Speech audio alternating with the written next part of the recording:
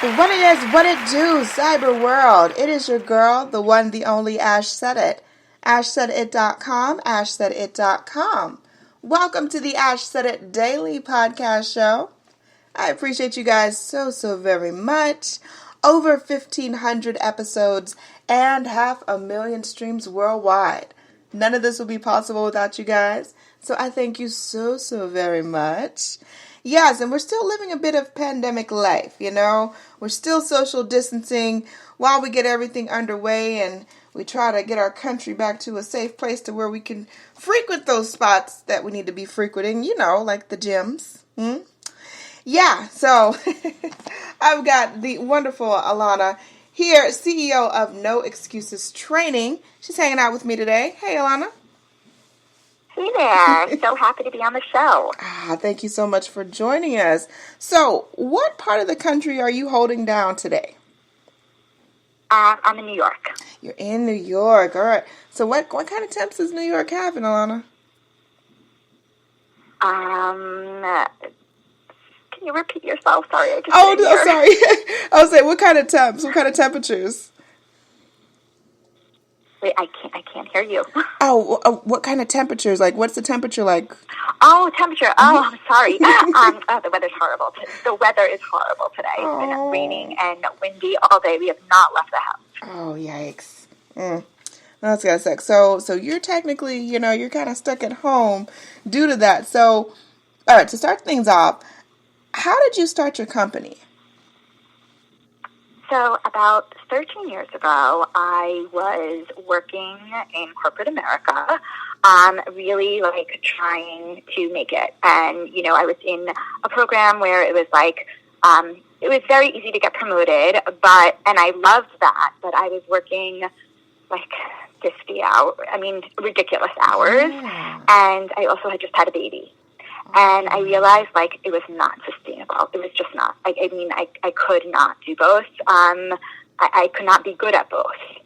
So I was I needed to make a career for myself that was more flexible and that I could be around for my son. So I I was in the fashion industry, and I was what else do I like? What else could I do? Right. And I'm I've always liked working out. And I really like helping people. And it was just you know what? I think this is good. Becoming a personal trainer, that's what I should do. I was just that's what I'm going to do. I did all self-training, and then I started a company, and it was really in the beginning, word of mouth.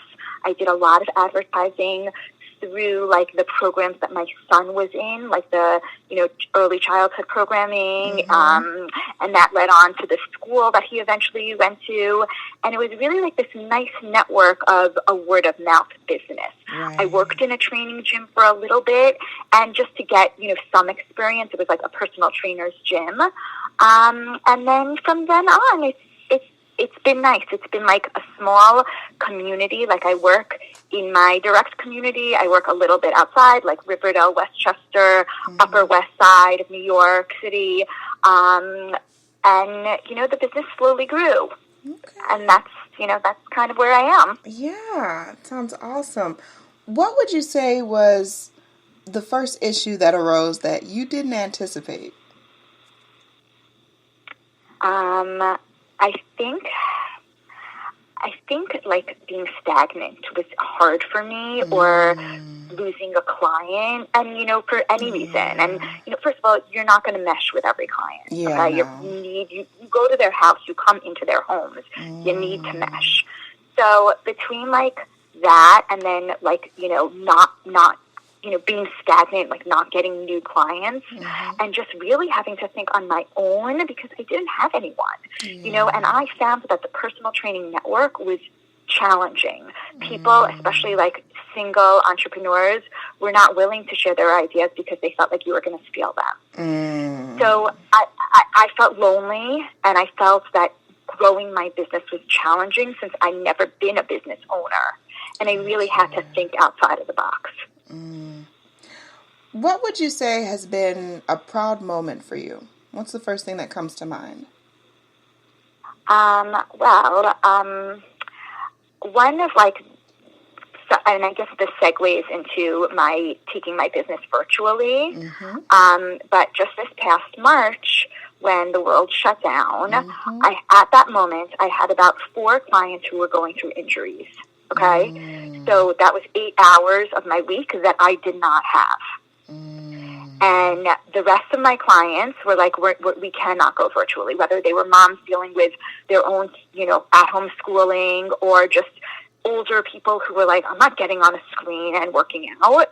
And I found myself with like nothing. And I was panicking. I never not made money. It was really, a low moment. And then I started volunteering. My children's school reached out to me, and they asked me if I would do a bi-weekly Pilates class for the teachers. And then my father's company asked me, and slowly different companies, and a lot of non-for-profit, and I was volunteering. And let's say I was working during this whole pandemic about 12 hours a week of volunteer work, teaching classes, and I had never felt better in my life. I never felt that I loved my work more than I did at that moment. Wow, that is amazing. Thanks, and it really just giving back, and I'm not like one of those moms that volunteers at the school. Like, that was never easy for me, and it just was like this really nice way of me giving back, especially when everybody was struggling. Yes, wow. That's amazing. I tip my hat off to you because, even in the midst of pandemic, like, there's still, like you're saying, people that need some kind of outlet. The whole, the social distancing, us not being able to be really around each other. So to have that tool and those skills, I'm sure they came in very handy for you. Very handy. Yeah, it was an eye-opening moment. Yeah. So as we're getting into, talking about virtual, how did COVID affect your company? So basically, eventually all my existing clients went virtual. Right. Right now, so my one-on-one clients went virtual, and then I decided through all of this volunteering that I was going to start my own platform. And I decided to do a bi-weekly Zoom class at 7:15 in the morning. But I was always struggling, like people would be like, oh, that time doesn't work.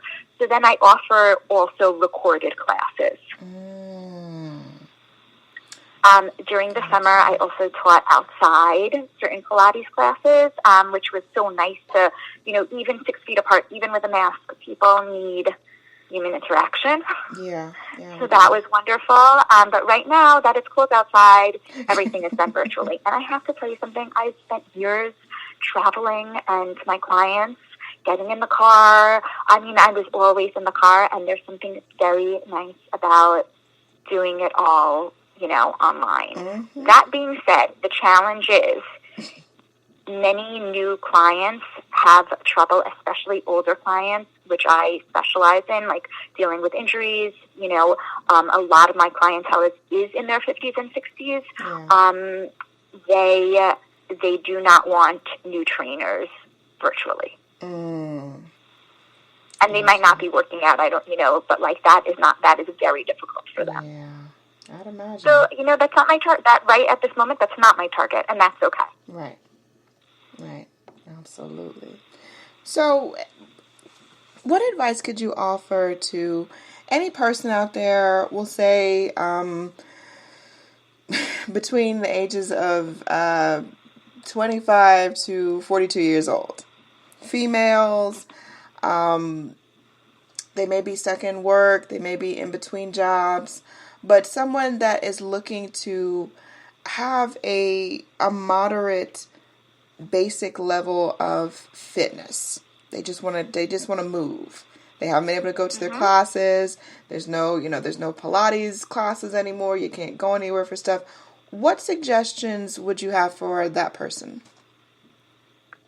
So the first thing I think, like if you are having trouble, the first thing I always say is schedule the workout. Schedule it like you would any meeting.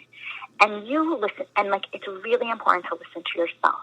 When is your best time to work out? If you're not a night person, don't work out at night. You need to make it enjoyable. Like, that's my first thing that I always say, that whatever you're doing, you have to love, because if you don't love it, you're not going to do it. Right. So one thing that I focus on my workouts is really paying attention to your muscles, like, and the way that they move and the way that they're connected into your body. A lot of people just go through their workouts to get it over with. Right. And I try to make mine a little bit more almost meditative, where you know, this is not a time that you have to get out of your head. You know, it's not like going for a run where you can think about everything else. Right. Think about what's going on in your body. Think about your muscles. Think about how they're moving. And just doing that is a form of meditation. It's a form of self-care, because all those other stresses that you're dealing with, you're not focused on. Right. And I also say to anybody, 20 minutes, if that's all you have, that is amazing. Yeah. Don't just say, like, oh, it has to be 45 minutes. It has to be an hour. You don't need that. And just honor what you can do. Right. Because I think if you come from it at that place of, like, what can I do and not what can't I do, you're going to have much more success. Gotcha. I love it. Let everyone know the best way to get more information about all of your services and everything that you're offering, and also to connect with you on social media. What's the best ways? Oh, great. Okay, good. So I have a website. It's www.noexcuses.nyc. And then, and that lists my classes, and I do these, you know, twice a week virtual classes or recorded classes. And then I have, my Instagram handle is No Excuses Fitness, but that's NOXCUSES, no EX. And I also, on my Instagram, if you want just a taste of my workouts, I have, like, every Monday I do a little series that you can do at home. And all of my workouts are equipment free. I want to make it as easy as possible. You just need yourself, a mat, a towel, some carpet. That's it. Oh, I love it. I absolutely love it. Ilana, thank you so much for you joining us. One. Yes, I need to, because it's just, I'm not going to lie. I'm going to put it out there into the world. Like, I've not been doing what I need to do. It's just been hard, you know. I've been in and out. The last year I've been a flight attendant, and that's just a crazy schedule within itself. And so now I'm actually someplace stable where I'm not going to a new city every other day. So it's been a struggle. But no, what you're saying as far as virtual classes and putting on a schedule, I'm taking notes, girl, because I need to be doing this. Good, awesome. But definitely appreciate you so very much. Much more success to you and your team. You guys keep pushing forward. You definitely have our full support. Loving that. And I appreciate each and every one of you guys. Thank you so much for all of your love and support. Keeping in mind, anyone to tell you that you can't do what you want to do, you look them square in the face. You tell them, don't believe me. Just watch. Watch what I do. Watch me make it happen. Watch me make history. That's what we're doing this for, the history books. Social media is nice, but real life is so much better. Until next time, you guys.